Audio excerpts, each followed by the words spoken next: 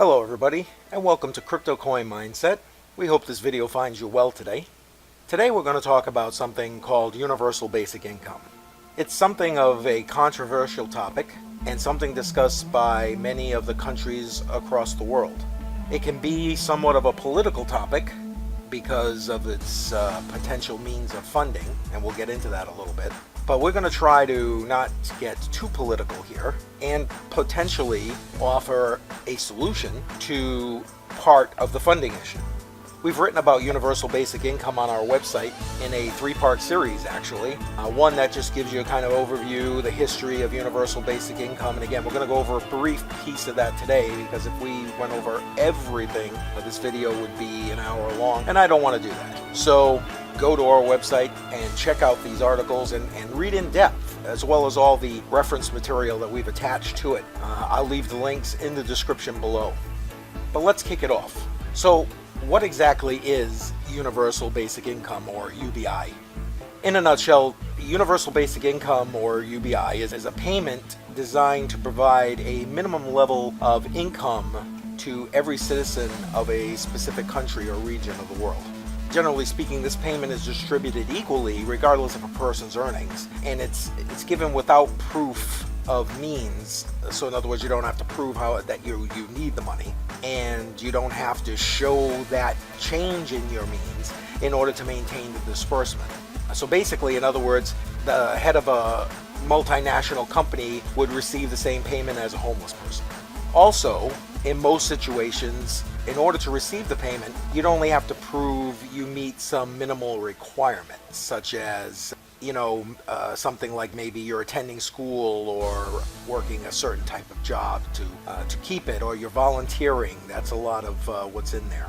So let's talk about some of the basics of UBI, because as we're going to talk about in a minute, UBI has been around for centuries, literally, or at least the idea of UBI. And no matter what country attempts to implement it or how they intend to manage it, UBI generally has similar aspects. They generally are, it's universal, so in other words, the money is the right of every individual, regardless of ethnicity, culture, job, etc.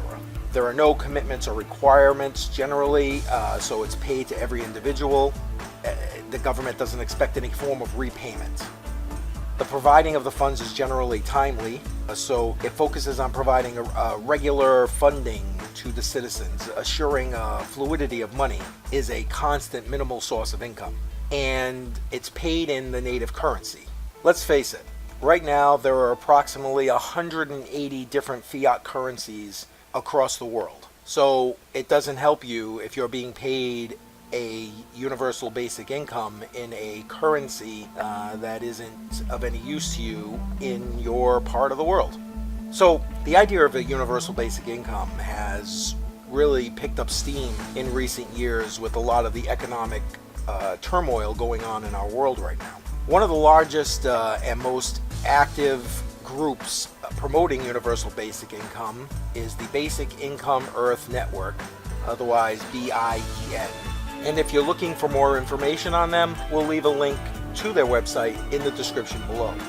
Now, like I told you, we're going to go over the history of universal basic income really quick. Basically, you can find the origins of UBI all the way back to the 1500s. It was in 1516 that Sir Thomas More, who was an advisor to King Henry VIII, offered a form of universal basic income as a potential solution to end petty larceny. Now, although the talk of UBI started way back in the 1500s, it has echoed throughout the centuries and is still prevalent today. Just to give you an idea, some of the more famous advocates for UBI include Thomas Paine, Bertrand Russell, James Meade, Milton Friedman, Richard Nixon, Pierre Trudeau, and Dr. Martin Luther King. Now, throughout the centuries, many countries have tried varying forms of universal basic income and had quite differing levels of success. Some of these countries, just to give you an idea, include England, Finland, Canada, and the United States, to name a few. A couple of the more popular programs took place in Canada and the United States. In Canada, back in the 1970s, they created a guaranteed income program in one of their provinces, which became known as MINCOME. That idea has been carried into recent years when Ontario started a similar program back in 2016. In the United States, the most notable income program has been operating in the state of Alaska for decades. They have been paying every citizen of the state an income since the 1980s. The program was funded from revenues of the Alaska pipeline. Now, in recent years, there seems to have been a bit of a resurgence in this idea of UBI. This idea spans differing levels of income as well as political classes. I mean, we've seen millionaires, tech titans, Silicon Valley elite, and politicians alike all touting the benefits of a UBI. Now, there are wide-ranging reasons why each of these people would be touting let's have a UBI program. But just to give you an idea, some of the notable names in just the tech arena are Mark Zuckerberg, Richard Branson, and Elon Musk. Now, for these people, the overarching idea is that because of the technological revolution that's going on right now, and the way that technology is ultimately shifting our everyday lives, and obviously the advent of artificial intelligence, or AI, as you've seen in many commercials on TV recently, they believe that this becomes necessary because this type of technology will reshape the workforce as we know it. Now, you might be like some people in the political arena who say, yeah, that's just not going to happen. But just to throw it in your head, we invite you to consider that things like self-driving cars and self-service kiosks in major restaurants and such, and retailers for that matter, already exist, thus eliminating the need for certain jobs.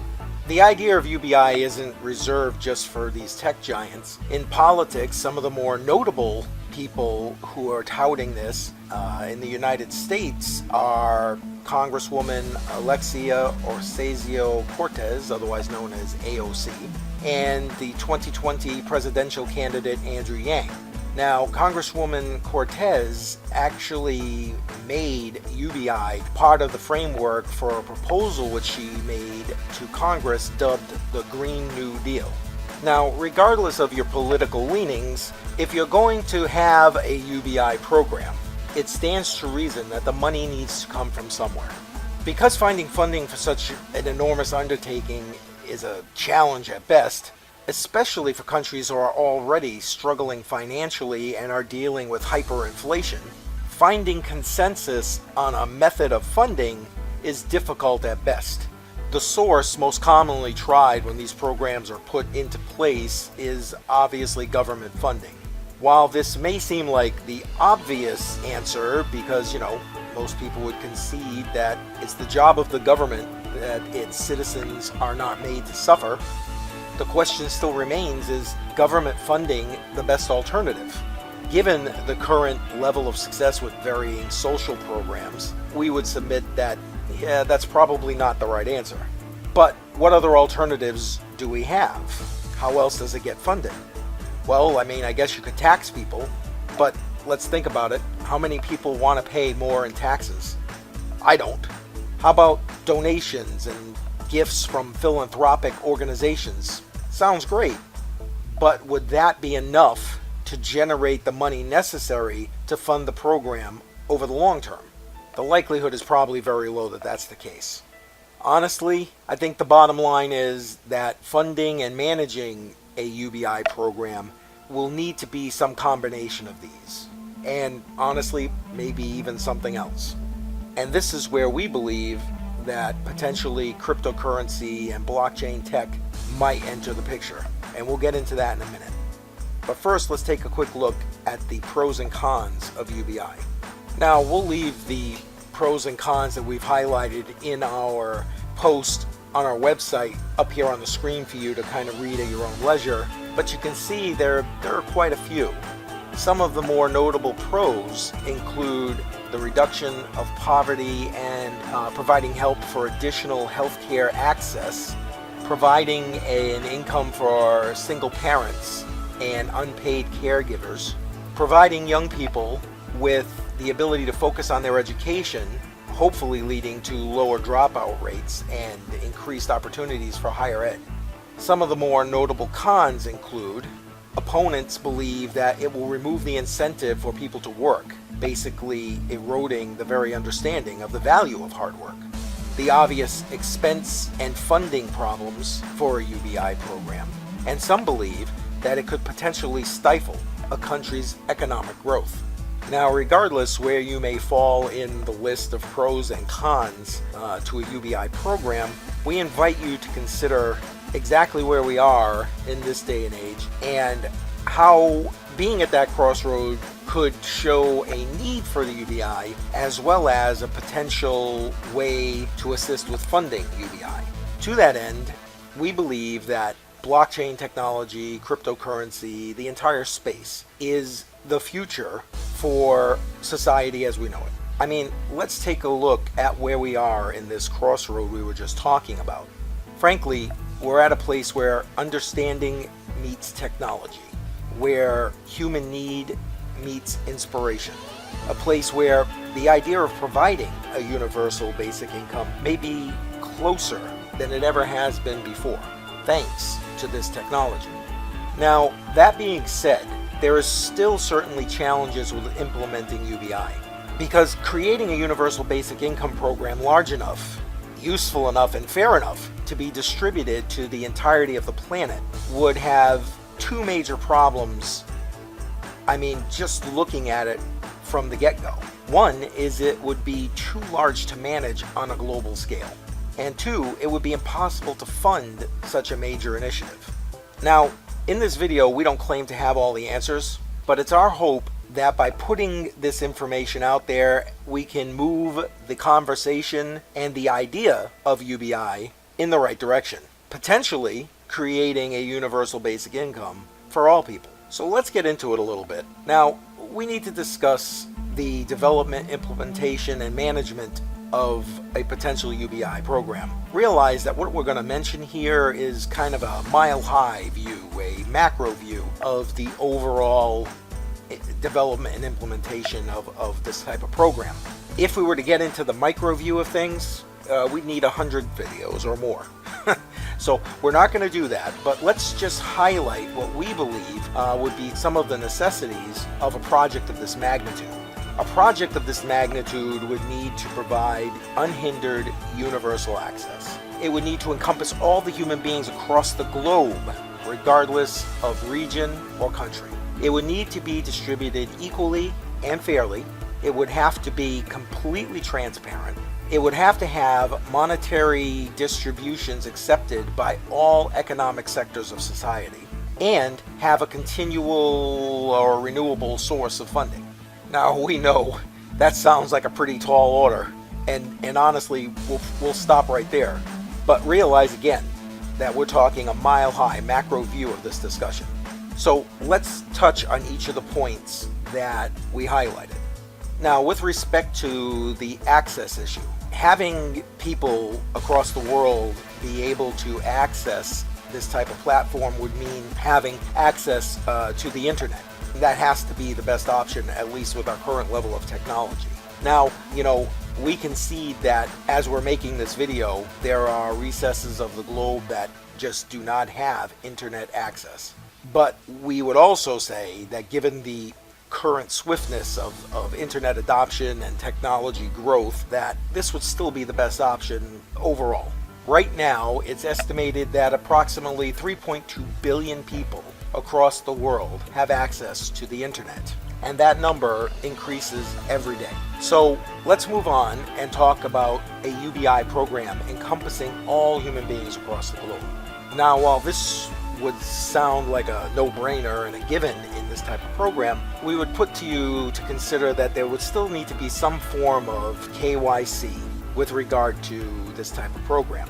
Basically a proof that you even exist. Otherwise, there would be all kinds of fraud in this type of program. So we want to make sure that whatever UBI program is in existence is actually being given to a real person, if you would. Now, we realize that just this alone brings up potential issues. However, the threshold to be met to verify identity could be placed at a level where it would be attainable to just about anyone. And further, we would submit that there are currently projects existing within the cryptocurrency space which could help to streamline this process. But again, we're not going to get into those. That's not the focus of this video. So let's move on to the next point, which is equal and fair distribution. Now, as we talk about this, I would like to highlight that we believe that this would also be combined with the next point of having complete transparency. By having complete transparency, on anything, you're basically taking the light of day, shining it into the deepest recesses of a program, and you're thwarting the idea of any individual or government from co-opting it. The result of which means manipulation of a program is minimal to non-existent. But before we get too far on that point, let's go back to the equal and fair distribution. Fair distribution should probably include, like I said earlier, a minimum level of proof of identity.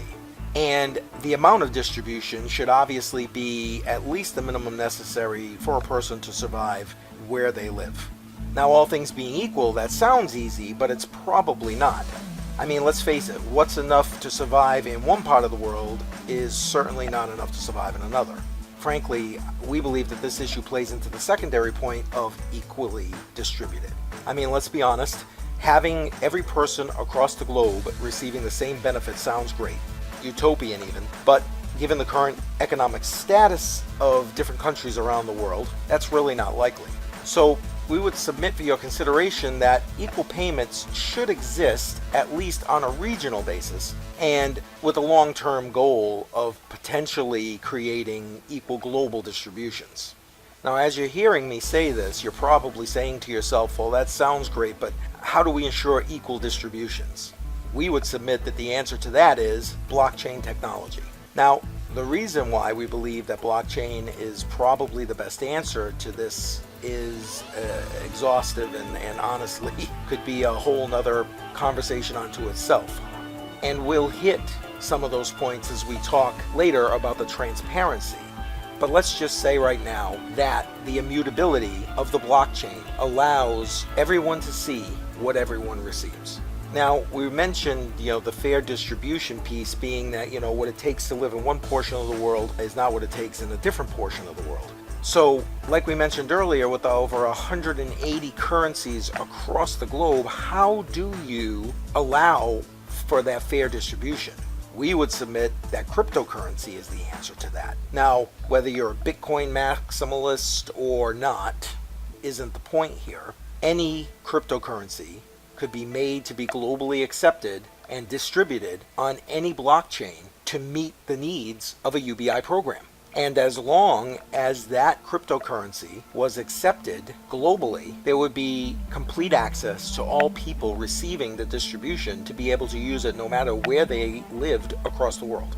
So moving on to our next point with respect to the continual and renewable source of funding. This is also where we believe that blockchain and cryptocurrency can shine through. The infrastructure for utilizing this technology is basically already in place. And as we're recording this video, this infrastructure continues to be developed by major players in the financial, business, and tech sectors. Honestly, the major obstacle currently in place is a lack of global consensus regarding the definition and the laws surrounding cryptocurrency and how to regulate it, tax it, etc. Now, even though that's currently the case, strides have already been made in that direction in recent G20 meetings, and they're only going to continue to narrow that down, so eventually there will be a consensus to exactly what is considered a cryptocurrency and a security and all that other good stuff. So before we get too far off track, let's talk about that access point again. And now most people of the world, even if they don't have internet access per se, honestly, believe it or not, have access to some form of cellular technology, so they have a phone, a mobile phone, in their pocket for most of the cases. Not all. I know there's recesses of the world. I can hear the comments already down below. Oh, this place, that place. Okay, yes, I know that still exists. However, there are people right now paying amounts of money for mobile data that you and I might pay for our mortgage on our home. The reason for that is so they have internet access. So assuming they have access, they'll be able to, with their mobile device alone, utilize a cryptocurrency that would be distributed in the form of a UBI payment by having the wallet directly on their phone. Now, to just circle back around the benefits of utilizing the blockchain, regardless, whatever cryptocurrency is utilized for a UBI program, the benefits of the blockchain are going to be there. Specifically, the decentralization and immutability. The decentralization aspect of the blockchain would ensure that no one entity would be in control of the funding of the system. This would also help to eliminate stuff we've previously mentioned about any group or government gaining too much control over a UBI project. Now, the immutability aspect of the blockchain would ensure complete transparency. You might be saying, well, why is that? Well, because the blockchain creates a virtually unalterable record of everything that takes place on the chain, and it makes it completely public, so anyone who wants to see it can see it. They can see every transaction that takes place. This would mean that no funds could be moved without being publicly traceable. Mismanagement and theft would be practically non-existent. So to wrap it back together, you can see how blockchain and cryptocurrency technology have the potential, if properly utilized, to create a useful framework for a global UBI program. Again, this is a mile-high, broad-stroke view of universal basic income and the potential for utilizing cryptocurrency and blockchain technology to implement such a program. But such things already exist today. The three major UBI programs that currently exist are Mannabase, Swift Demand, and Solidar. Mannabase, or MANNA as it's called in the crypto space, is the longest running and arguably the most popular blockchain-based UBI program out there. We're going to discuss more about Mannabase in a minute. The next program is Swift Demand, and its sole focus obviously is UBI, Universal Basic Income. As of the recording of this video, it has 4 different types of accounts currently existing within its platform. All of these accounts play a crucial role in the management and distribution of Swifts, which is the Swift Demand currency. Basically, Swift Demand provides Swift tokens to participants on a daily basis in order to get them their basic income. And Solidar is a little bit different than the other 2 platforms. It's not a traditional platform in the sense of it has a set website. It is implemented as a bot on Facebook, Voktonite, and Telegram. And if any of you have used these type of bots before, you know that it's easy to operate and interface with these bots. I've used them on Telegram specifically, and they're very intuitive and easy to communicate with and otherwise work with. Okay, so let's take a quick look at Mannabase. Now remember, we're going to go over the kind of broad stroke here of Manna, and if you want to read more about it, we have an in-depth article telling you everything about its history and all the way up to current execution on our blog. I'll make sure that the link to that is in the description below, so go check that out on our website. But in a nutshell, Mannabase is a platform that utilizes blockchain and cryptocurrency to manage a tax-exempt nonprofit organization to create a UBI program. Mannabase utilizes mining, just like Bitcoin does, to create Manna. Manna is the coin or cryptocurrency that's used to run the ecosystem. So Manna traces its roots all the way back to 2015, when it came into existence under the name of Grant Coin. Manna also has the distinction of being the first cryptocurrency to be managed and distributed by a US-based tax-exempt organization known as the People's Currency Foundation, PCF. Since the transition from Grant Coin to Manna, the growth of this program and ultimately the awareness of it has continued to grow. According to the PCF, There are stakeholders in over 100 countries across the globe, and the equivalent of over 250,000 US dollars has been paid out since its inception. So what are the goals of Mannabase? Basically, they have three main goals. One, to implement an economically impactful basic income on the blockchain. Two, to enable targeted direct giving for highly efficient and effective altruism. And three, to build a global network of socially conscious businesses, non-profit organizations, and their customers and supporters. So in a nutshell, the goal is to create an online platform that becomes an alternative global currency, which is backed by a portfolio of other assets. So the next question would be, how is MANNA funded? Basically, it's backed by profits from a capital reserve fund, kind of similar to the Alaska Permanent Fund we spoke of earlier. When GrantCoin first began, the PCF received donations from over 80 donors across the globe. These donations were combined with money garnered from the sales of GrantCoin. Some additional funding sources included grants, endowments, crowdfunding, just to name a few. So who's eligible to receive MANNA? The answer is any living human being. That's pretty much it. Mannabase requires you to prove your humanity. That's it. So how do you do that? Well, it's as easy as signing up on Mannabase. We'll have a link to be able to do that in the description below. Mannabase has a MANNA referral program. The goal of this referral program is to spread knowledge about MANNA and UBI so that it can become universally recognized and utilized. So yes, the link down below is a referral link. When you register and get verified, you will have your own referral link that you can use to help enlighten other people about this program. So once you get to the platform, you'll enter your email address and begin the online registration process. Once you enter all your personal information and verify your email address, you'll be required to complete the proof of humanity, as they call it. So what does that mean? In short, you'll be required to take a selfie with your government-issued ID, as well as a picture of your government-issued ID itself, and email it to a designated email address. Once your information is received, it'll be reviewed and verified. Once that process is complete, you'll get an email telling you you're verified and that your distributions will begin to be deposited in the wallet on the MANNA platform. Now, I will tell you from experience that this verification process takes a while. In my case, almost 2 months. Be patient, they will verify it, and you will begin. Now, you may be thinking as you're listening to this video, like, I'm not going to sign up for that. I don't need the money. And that's great, but I would encourage you to sign up anyway, because MANNA already has set up within their system the ability for you to take that MANNA and automatically send that money to charity. So you would be basically making charitable donations automatically without having to do anything more than verifying who you are. Now, even though MANNA has made great strides since it came on the scene in 2015, it still has a long way to go to become a fully functional UBI platform. Eventually, the platform will connect MANNA recipients with merchants that will accept MANNA for goods and services.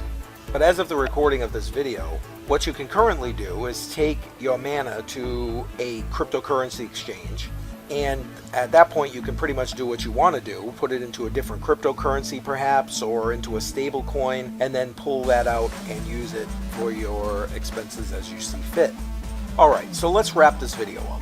Many people across the world, and honestly throughout various sectors of society, truly believe that humanity is in serious need of a universal basic income program. There are many humanitarian issues currently faced across our planet, and people from all across the globe are living in utter poverty, and there are nations facing an ever-increasing level of homelessness.